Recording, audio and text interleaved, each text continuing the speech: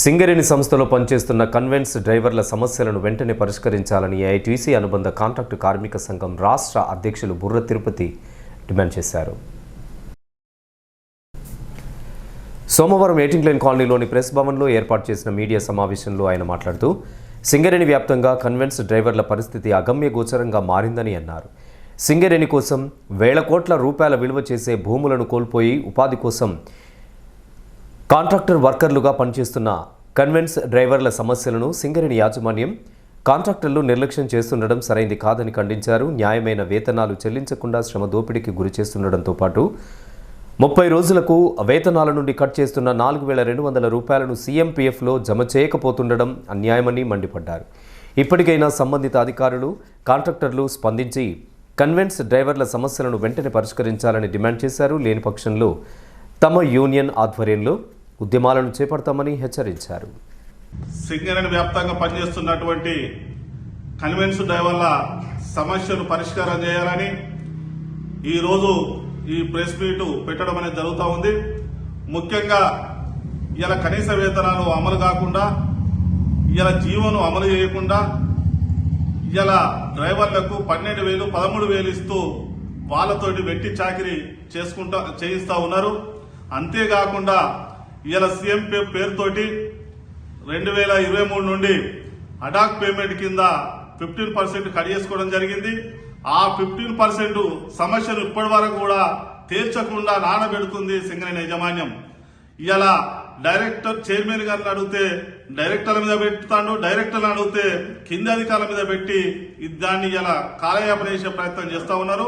వెంటనే ad hoc payment సమస్యను వెంటనే పరిష్కరించాలి, కార్మికులకు వెంటనే తిరిగి ఇవ్వాలని ఇలా డిమాండ్ చేస్తాను.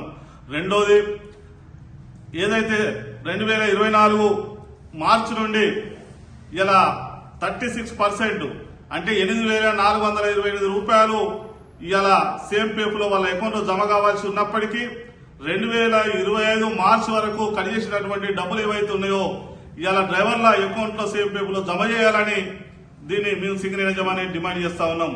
అంతేకాకుండా ఇలా ఏదైతే ఈఎస్ఐ పేరుతోటి ఇలా సింగరేణి వ్యాప్తంగా అమలు చేస్తా ఉన్నది, ఇది చాలా సంతోషకరం.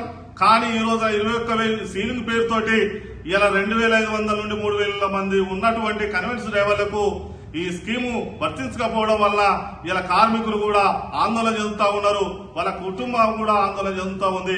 కాబట్టి ఈ సీలింగ్ను వెంటనే ఎత్తివేయాలి, వారికి కూడా ఈఎస్ఐ అమలయ్యే విధంగా చర్యలు తీసుకోవాలని చైర్మన్ గారికి విజ్ఞప్తి చేస్తా ఉన్నాం.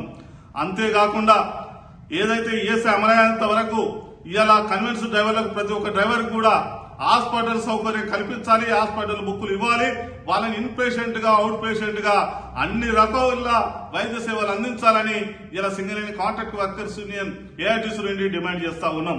లేకపోతే సింగరేణి యాజమాన్యం ఇప్పటికైనా నానవేసిన ధోరణి మానుకొని ఏదైతే సింగరేణి కాంట్రాక్ట్ కార్మికులు 30,000 మంది పనిచేస్తా ఉన్నారో వీరికి ఒక ప్రత్యేకమైనటువంటి వ్యవస్థను ఏర్పాటు చేయాలి.